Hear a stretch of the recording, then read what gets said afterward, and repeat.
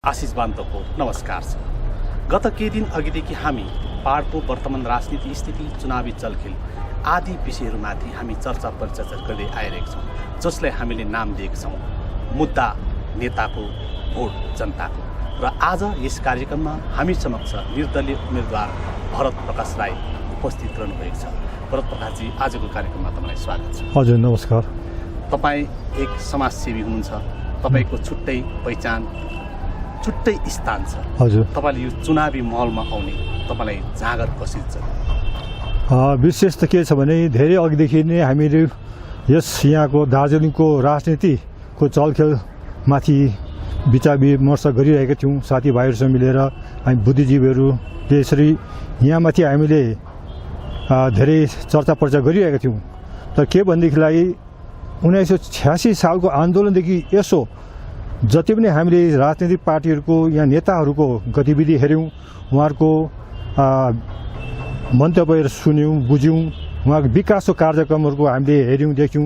एकदमै राम्रो लागेन, सठिक भएन उनीहरू साह्रै नै एउटा के भन्छ भ्रष्टाचारमाथि चाहिँ उनीहरू बेसी प्रोत्साहित भएको, उनीहरू त्यतापट्टि लालची भएको देख्यौँ।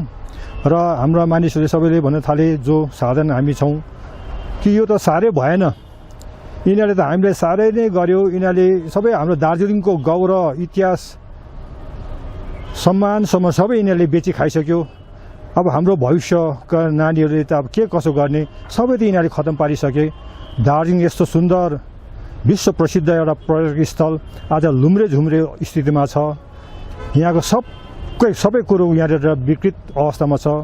त्यति मात्र होइन, गाउँ बस्तीमा पनि सबै विकृति आइसकेको छ। गाउँ बस्तीको अहिले नाक नक्सा नै बिग्रेर गएको छ। मानिसहरूमा कुनै त्यहाँनिर एउटा के अरे सही प्रकारले आफ्नो खेतीबारी गर्ने पनि उनीहरूकोमा क्षमता हराइसके। उनीहरू सबैले पार्टीको पछि लाग्नेहरू भइसके। र यसो हुँदाखेरि देख्छौँ हामीले अब पढाइ सकेर सिद्धिएर अब हाम्रो युवावर्ग के कसो गर्ने, उनीहरू अन्यलमा छन्। त्यसो हुँदाखेरि उनीहरूले यही पोलिटिकल पार्टीकै नेताहरूको सहारा लिएर उनीहरू अलिअलि एक दुई छाक खाने कोसिस गर्न थाले। र सबैजना पार्टीको पछि लाग्दाखेरि चाहिँ हाम्रो दार्जिलिङको अवस्था एकदमै बिग्रेर गयो। अब भविष्यमा के राम्रो हुन्छ भन्ने कुरो पनि यिनीहरूबाट कुनै अब आशा नै छैन। त्यसैले गर्दाखेरि मेरा जति पनि साथी सङ्गीहरू छन्, बुद्धिजीवीहरू छन्, उहाँहरूले मलाई भने के कसो गर्नु त पर्ने हो, कोही निस्किएर यो यसलाई सुधार्नु पर्छ। यो जुन प्रकारको एउटा यो ट्रेन्ड जो यो सिलसिला बगिरहेको छ, यसलाई रोक्नुपर्छ र हामीले नयाँ खालको एउटा सोच विचार लिएर एउटा अघि बढ्नुपर्छ। र यो खालको जो अहिलेको युवावर्गमा जति पनि नेतागिरीहरू गर्नेछन्, यिनीहरूलाई चाहिँ अब हामीले रोकेर नयाँ एउटा राम्रो मान्छेहरू, इमान्दार मान्छेहरू अघि आउनुपर्छ। र तपाईँले एउटा उदाहरण रूपमा अघि आइदिनुहोस् न है भनेर मलाई घर चेट्यो। अन्त म त एउटा अब अलिकति उमेर पाएको, त्यहीमाथि अब त्यस्तो खालको मेरोमा रिसोर्सेस छैन, एउटा रिटायर्ड पर्सन, मैले त म हुँदिनँ गर्दिनँ भन्दाखेरि पनि साथीभाइले होइन तपाईँ आउनुहोस् अघि, हामी सपोर्ट गर्छौँ भन्ने कुरा हुँदाखेरि म यसरी यो अहिले इन्डिपेन्डेन्ट क्यान्डिडेटको रूपमा चाहिँ म यो विधानसभामा निस्केको। होइन, मेनली कुरो के हो भन्दाखेरि मैले तपाईँसँग जान्न चाहेको कुरो, धेरैजनाले भन्छ राजनीति चाहिँ एउटा महिला दलदल हो र यो दलदलमा एउटा सामाजिक कार्यकर्ताहरू, एउटा बुद्धिजीवीहरू आउनु धेरै नै उहाँहरू टाढो बस्छन्, यस्तोमा नजाउँ भन्ने उहाँहरूको सोच हो। अनि तर तपाईँ एउटा समाजसेवी पनि हुनुहुन्छ, साथै तपाईँ एउटा बुजुर्ग व्यक्ति पनि हुनुहुन्छ र तपाईँ अलिकति पाखो पनि हुनुहुन्छ। तपाईँले संसार धेरै नै देख्नु भएको छ, धेरै अनुभव गर्नु भएको छ। मैले चाहिँ जान्नु चाहेको कुरो कि अब तपाईँलाई यो यति बेलाको उमेरमा र यति बेलाको अवस्थामा यो पहाडको राजनीतिमा आउने जाँगर स्पेसली क्या तपाईँले मैले तपाईँ चाहेको? हुनु त अब एउटा कवितै छ होइन, हिलैमा बस्छ भ्यागुतो हिलैमा कमल स्थिति, स्थानमा मात्र के हुन्छ भिन्नै चाहिँ उनको गति भन्छ। र अब यो राजनीतिको यो किचड छ यहाँनिर, सबैजना धेरैजना होमिएर छन्, यो सबै किचड लागेर सबै दुर्गन्धित भएर बसेका छन्। त्यस्तो अब हाम्रो नेताहरू छन् सबै यहाँ भ्रष्टाचारमा लिप्त भएका छन्, सबैको व्यविचार, एकदम कुनैको विचार पनि राम्रो छैन, खालि मनमोज गर्ने मात्रै उनीहरूको नीति एउटा विचार भएको हुनाले अब यसलाई त हामीले केही त अब गर्नु पर्यो नि त। होइन मैले पनि त्यही तपाईँसँग हजुर जान्न चाहेको मैले चाहिँ तपाईँसँग के चाहिँ भन्नु चाहेको कुरो भन्दाखेरि विशेष गरी जो तपाईँ समाजसेवी हुनुहुन्छ हजुर तपाईँको समाजमा छुट्टै स्थान छ हजुर अनि तपाईँको जो अहिले जो एज छ उमेर छ हजुर अनि त्यो उमेर जो छ यो महिला दलदलमा तपाईँले भनिहाल्नु भ्रष्टाचारमा डुबेका नेताहरू छन् उनीहरूसँग तपाईँ हातेमालो गर्दा उनीहरूसँग चुनावी युद्ध लड्दाखेरि कतै तपाईँलाई पनि त्यो महिलाको छिटा लाग्ला कि त्यो महिलाको छिटो लाग्ने कुरो त अब त्यो चाहिँ मान्छेको सोच विचारमा हुन्छ अब यदि मेरोमा त्यो सोचै छैन त्यो म भ्रष्टाचार गर्दिनँ म जति सक्दो हजुर जब कि तपाईँले मैले चाहिँ तपाईँलाई भन्नु चाहेको कुरो तपाईँले अहिले स्पष्ट भन्नुभयो पहाडको नेताहरू भ्रष्टाचारमा चुर्लममा डुबेको छ पहाड लथालिङ्ग छ अनि ती नेताहरूले नि यो पहाडको गति यस्तो बनाएको भन्ने जो तपाईँले भर्खरै भन्नुभयो मैले चाहिँ तपाईँलाई भन्नु चाहेको जब कि तपाईँले त्यो एउटा औँला देखाउनु हुँदैछ उहाँहरूले गर्दा यस्तो भएको भन्ने कुरा क्या र भोलिको दिनमा त्यसको प्रतिक्रिया उहाँहरूले गर्यो भने तपाईँलाई पनि त्यस्तो केही छिटा लाग्ला कि अब त्योदेखि तपाईँ कतिको तयार हुनुहुन्छ मेन्टली जसले बिखे खाएको छैन भने त उसलाई के को डर होइन मैले विषय खाएको छैन मलाई त्यो हुन्छ त्यसको म त अब तयार छु अब त्यसको प्रतिरोध दिनु म एकदमै सक्षम छु म गर्छु पनि अब बिच मैले खाएको छुइनँ मलाई के को डर त्यो सोचेको मैले छु है अब कतिले भन्छन् अब मान्छेलाई अब भन्नुको अब उनीहरूले भन्ने उनीहरूको एउटा स्वतन्त्रता छ उनीहरूले भन्छन् आरोप लगाउँछन् तर सबै त्यो बेबुनियाद हुन्छ त्यो आरोपहरू त्यो हाम्रा जति पनि बुद्धिजीवी मानिसहरू छन् जो समाजसेवी छन् उनीहरूले यो कुरा पत्याउँदैनन् पनि मलाई त्यो एकदमै ठुलो विश्वास छ र हाम्रो मानिसहरूले जो उनीहरूले भन्छन् त्यसलाई विश्वास गर्दैन र मलाई बरु उनीहरूले अझ प्रोत्साहन दिएर अघि बढ्नुहोस् भन्ने खालको चाहिँ मैले त्यो गर्छन् भनेर मैले सोचेको छु आज यो तपाईँ अलरेडी यो चुनावी मैदान उत्रिसक्नु भएको छ अनि तपाईँ त यहाँको जलवायु पर्यावरण विषय लिएर तपाईँ धेरै अध्ययन गरेको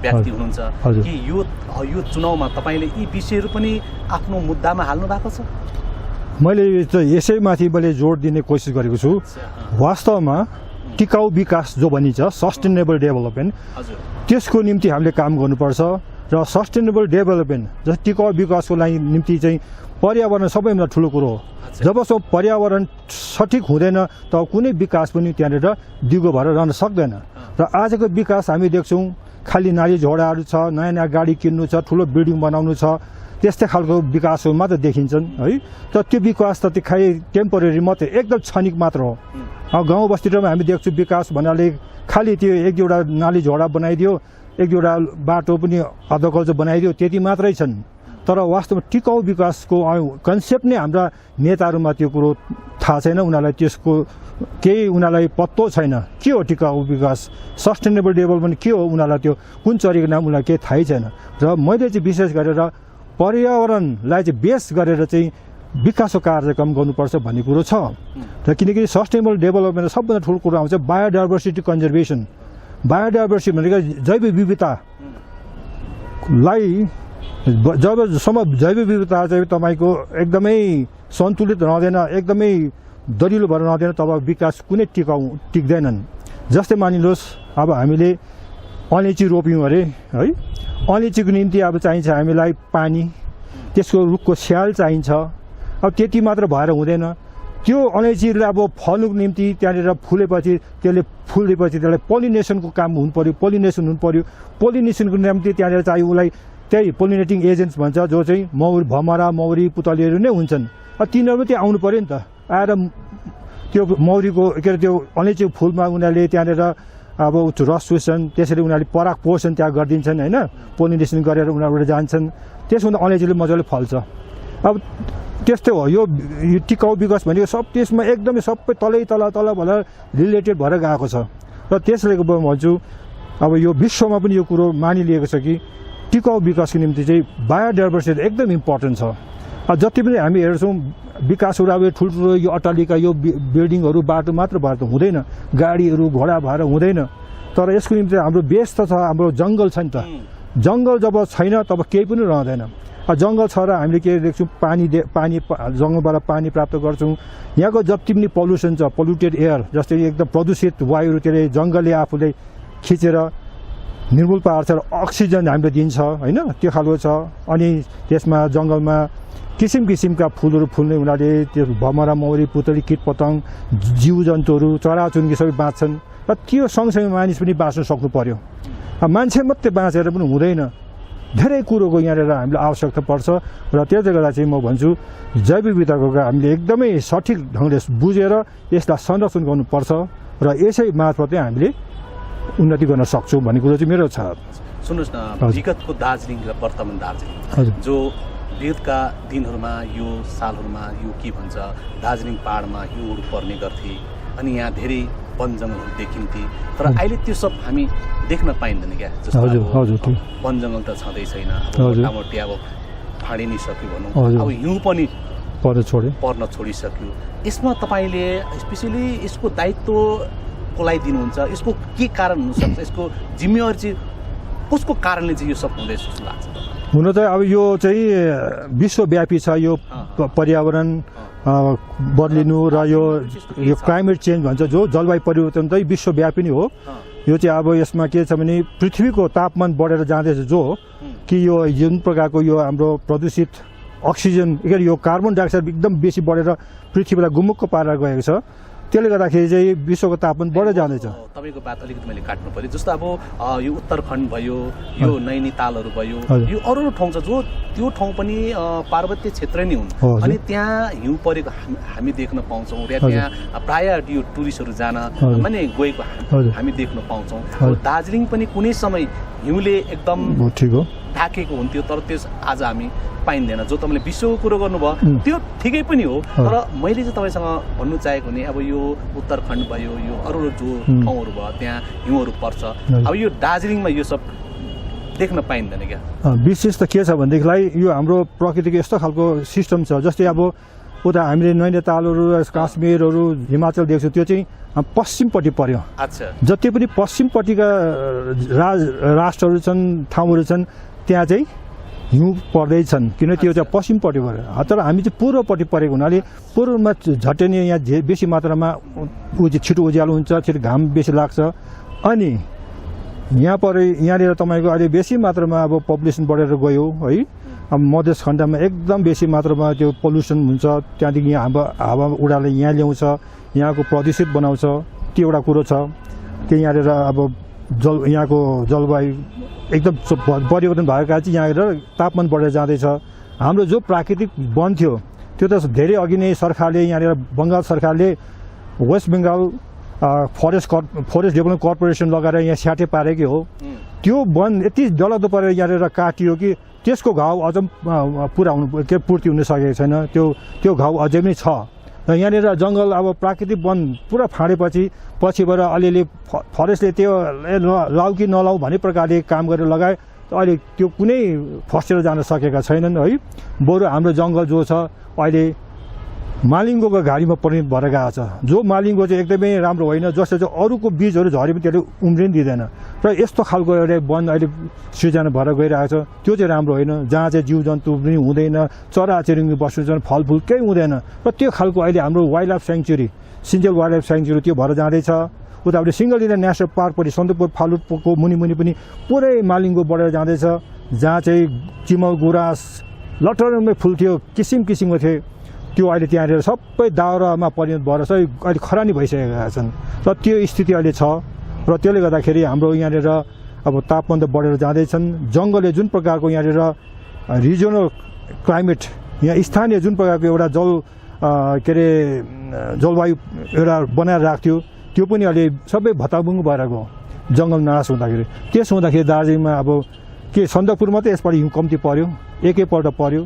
सधैँ त्यहाँ त यो जनवरीदेखि त फेब्रुअरी मार्चसम्म पर्थ्यो, यसपालि परेन।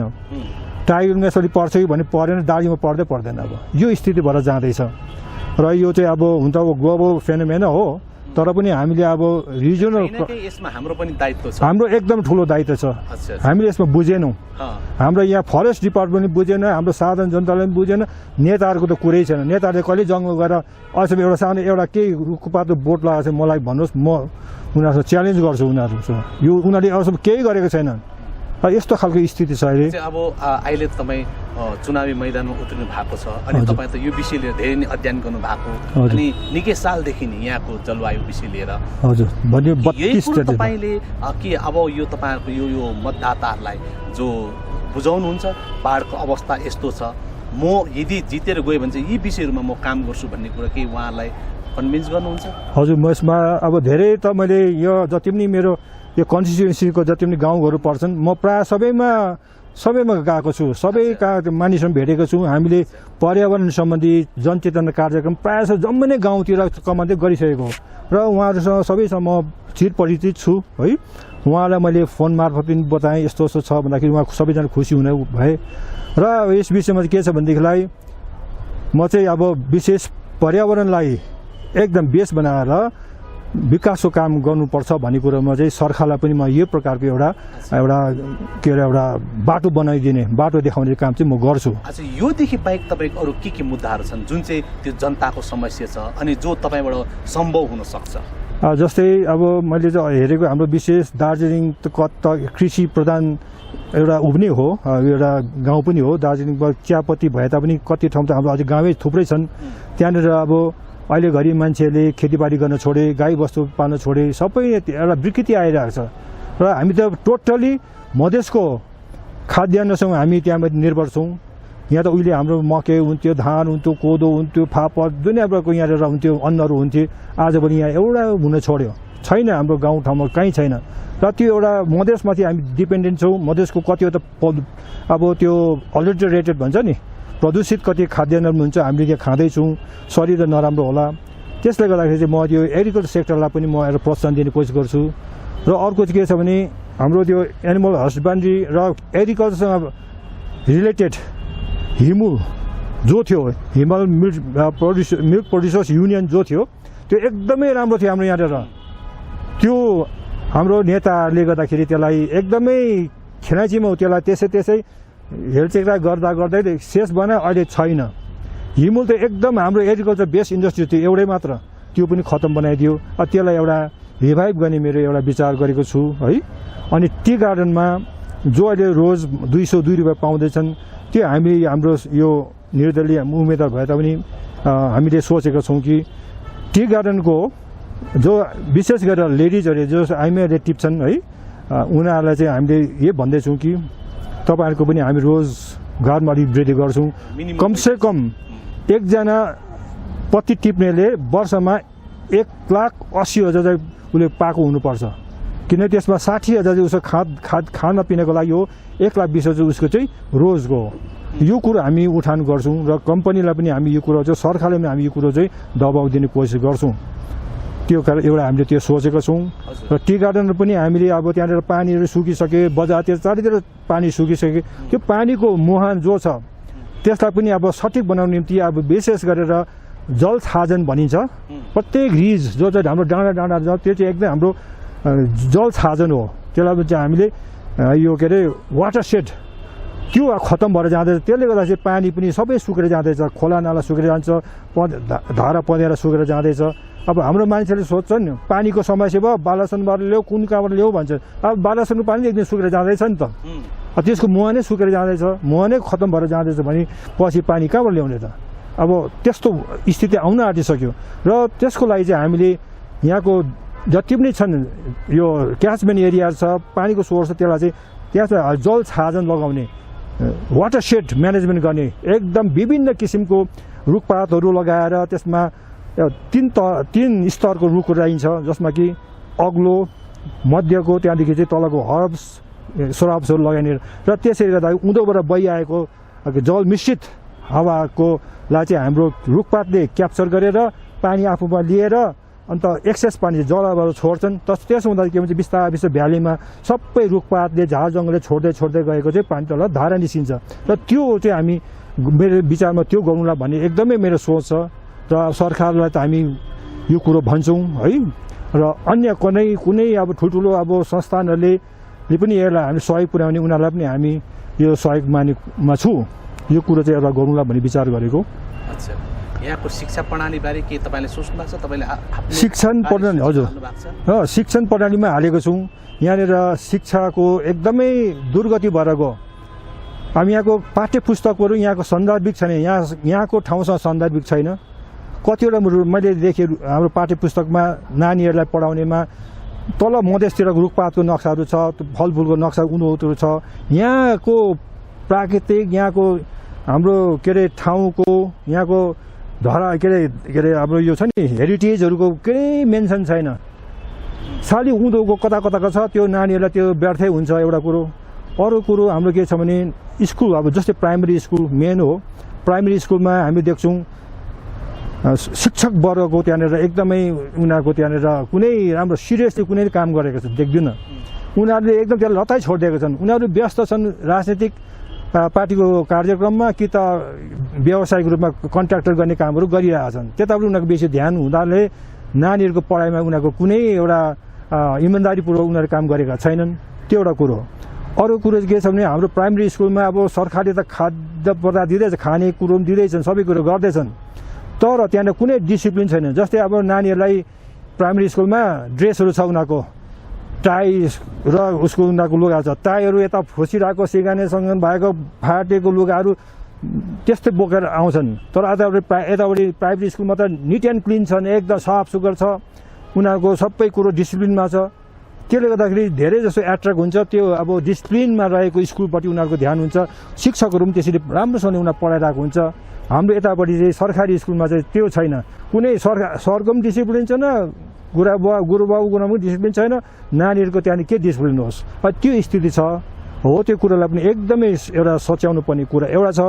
अर्को कुरा चाहिँ हाई स्कुलतिर हायर सेकेन्डरी स्कुलमा चाहिँ के छ भनेदेखि टिचरहरूको एपोइन्टमेन्ट चाहिँ एसएससीले गरेर राम्रो, स्कुल सर्भिस कमिसनले गरेर राम्रो। त्यसो हुँदा के हुन्छ भने राम्रो राम्रो शिक्षकहरू एकदम त्यहाँनिर इन्टरभ्यू गरेर उनीहरूको आफ्नो योग्यता अनुसारको उनीहरूले इन्टरभ्यू दिँदाखेरि उनीहरू योग्य टिचर चाहिँ हाम्रो स्कुलहरू पाउँदाखेरि चाहिँ नानीहरूलाई पढाइमा राम्रो हुन्छ। यो कुरो चाहिँ भएको छैन। यो स्कुलमा जति पनि प्राइमेरी यो हायर सेकेन्डरी स्कुलमा जति पनि अहिले एपोइन्टमेन्ट हुँदैछन् सबै नै भाइ भतिजावाद नै छ, एकदम भ्रष्टाचार बेसी छन्। मैले सुनेको एउटा टिचरले एउटा स्कुलमा काम पाउनु 5 लाख खर्च गर्नुपर्छ भन्दैछ। त्यो कुरो त सत्यै रहेछ जस्तो लाग्यो। धेरैले मलाई भन्दैछन् मैले यति लाख रुपियाँ दिएर चाहिँ मैले टिचर काम पाएको भन्ने कुरा छ। र यसो हुँदा के भयो, त्यहाँ टिचरमा कुनै त्यहाँनिर एउटा गुणत्व रहेन, कुनै त्यसमा स्ट्यान्डर्ड नै छैन, स्तरै नभएको। अब शिक्षाको राम्रो शिक्षा कसरी राम्रो हुने र हाम्रो विद्यार्थीले कसरी शिक्षा पाउने र राम्रो, त्यो सब त्यस्तो भएर गइरहेछ। र यसमा पनि हामीहरू भन्दैछौँ एसएससी लागू होस्। एसएससीले एकदमै भाइ भतिजावाद नगरेर राम्रो प्रकारले इन्टरभ्यू लिएर छानियो भने टिचर राम्रो हुन्छ भन्ने कुरा मैले सोचेको छु। अझ यो पहाडको यो दार्जिलिङको यो विधानसभा क्षेत्रमा तपाईँ लगायत 9 जना उम्मेदवारहरू छन्। हजुर। तपाईँले आफ्नो मुख्य प्रतिद्वन्दी कसलाई हेर्नु भएको छ? खै मैले त यसमा कुनै पनि मैले आफ्नो एकदमै मेरो के अरे सँगसँगै दाँजो गर्ने त मैले कोही पनि देखिनँ है। सबै अब पार्टीहरू हेरेँ, सबै हामीले यत्रो वर्षदेखि हेरेर आएको, हामीले अनुभव गरेको, देखिरहेको, हामीले चर्चा परिचय गरेको सबै पार्टीहरू हेर्छ, सबै त्यस्तै नै छन्। सब भ्रष्टाचारमा लिप्त भएकाहरू पनि देख्छौँ। अहिले नेताहरू पनि छन्, सबै त्यस्तै नै छन्। अब उम्मेदवारहरू पनि सबै अब त्यही पार्टीसँग संलग्न भएको, उनीहरूको पनि त्यही नै छ। अन्त मलाई त देख्छु, म त एकदम अलग्गै देख्दैछु आफूलाई। हो म पो यस मिनारदेखि एकदम आफूलाई नरम लाग्दैछ। यस्तो किचडहरूसँग के म पनि दर्जामा आएको जस्तो पनि लाग्छ घरिघरि। तर जेसुकै होस्, अब एउटा दार्जिलिङलाई एउटा राम्रो बनाऊँ भन्ने एउटा विचार लिएर चाहिँ मैले चाहिँ अब यिनीहरूसँग प्रतिस्पर्धा गर्ने अठोट गरेको मात्र हो। अच्छा, तपाईँले स्पेसियली कसैलाई चाहिँ आफ्नो प्रतिद्वन्दी मैले ठानेको छुइनँ। तपाईँको उमा चाहिँ तपाईँ लगायत 9 जना जो छ, 8 जनालाई तपाईँले चाहिँ आफ्नो चुनावी शत्रु मान्नुहुन्छ? त्यो चुनावको के शत्रु मान्नु र सबै मेरो भाइहरू हुन्, हो बहिनीहरू हुन्। उनीहरू ठिकै छ, उनीहरू पनि अब के गर्छु के हुन्छु भनेर उहाँहरूले पनि एउटा विचार गरेर आज चुनाव मैदान उत्रेको हुन्। त्यो ठिकै छ, उहाँलाई स्वागत छ। मलाई उनीहरूप्रति के भन्नु छैन, यति हो। मैले जो सोच लिएर आएको छु, हाम्रा जनजनार्दनले, मेरा साथीभाइ मित्रगणले सबैले यो कुरो चाहिँ सही हो। उहाँले जुन चाहिँ मुद्दा उठाउनु हुँदै त्यो सही हो, राम्रो हो। उहाँ जस्तो मान्छे अब यसरी मैदानमा उतेर केही गर्छु भन्ने आउँदैछ भन्दाखेरि उहाँले पनि अब जति हामीले गर्नैपर्छ यस्तो कुरोलाई भन्ने कुरो सोच उहाँले राखेको हुनुपर्छ जस्तो लाग्छ र त्यही आशामा म पनि छु। अझै तपाईँ यो चुनाव प्रचारको काम तपाईँले सुरु गर्नुभयो? मैले फोनबाट मात्र गर्दैछु। अहिले हाम्रो त्यो पर्चा र ब्यानर पोस्टर र झन्डा चाहिँ सिलगढीमा त्यो अहिले बनाउनु दिइरहेको छु र भोलि पर्सिको दिन मात्र त्यो कुरो यहाँ आइपुग्छ। र यो चुनाव प्रचारको क्रममा कहीँ विलम्ब त भइरहेको छैन? विलम्ब त यसो हेर्छ अरूले सबै 2 महिना अगाडि 2-3 महिनादेखि अगाडि गरिरहेको छ, उनीहरूको त्यो कुरो छँदैछ। मलाई कुनै डर छैन, किनकि अब मानिसलाई मेरो अनुहार देख्नु साथ मैले कुरा भनेको साथ उनीहरूले झसँग अरे हाम्रो भरत सर पनि उठ्नुभएछ, राम्रो कुरो भन्ने कुरो त्यो उनीहरूले भनिरहेकै छ। म निर्धकै छु होइन। त अब अन्तमा गएर अब यही 4-5-6 दिन मलाई रहेको छ, म सबैतिर डुल्छु। सबैलाई हाई हेलो, सबैलाई नमस्कार। 4-5 दिन जो तपाईँको हातमा रहेको छ यसमा के तपाईँ गाउँ बस्ती कमान सबतिर तपाईँ जानु? सब म डुल्छु, म बस्ने गरी गएर अब चुनावी जनसभा पनि गर्नुहुन्छ? चुनावी जनसभा म गर्ने विचारमा छुइनँ, किनभने बजारमा किन गर्नु र है। अब बजारमा गऱ्यो भने यहाँनिर त्यो बेसी जस्तो यहाँनिर बजारमा मान्छेलाई आउनु जानुको तकलिफ हुन्छ, यहाँनिर ट्राफिक जाम होला है। अन्त अब आफैले त्यो म चाहिँ अब डोर टु डोर पनि जाने प्रचार गर्ने अब माध्यमहरू छ। अब जस्तै तपाईँहरूको च्यानल टिम तयार गर्नु भएको छ? टिम त छन्, टिमहरू छन्। टिमलाई लिएर तपाईँ काम गर्नु? टिम लिएर मैले उनीहरूलाई उत्तरदायित्व दिएको छु। उनीहरू गाउँमा पस्ने त्यो कुरा भइसकेको छ है। अन्त अरू त मलाई के छ, अब बजारमा ठुलो त्यो माइक फुक्ने कुरा छैन।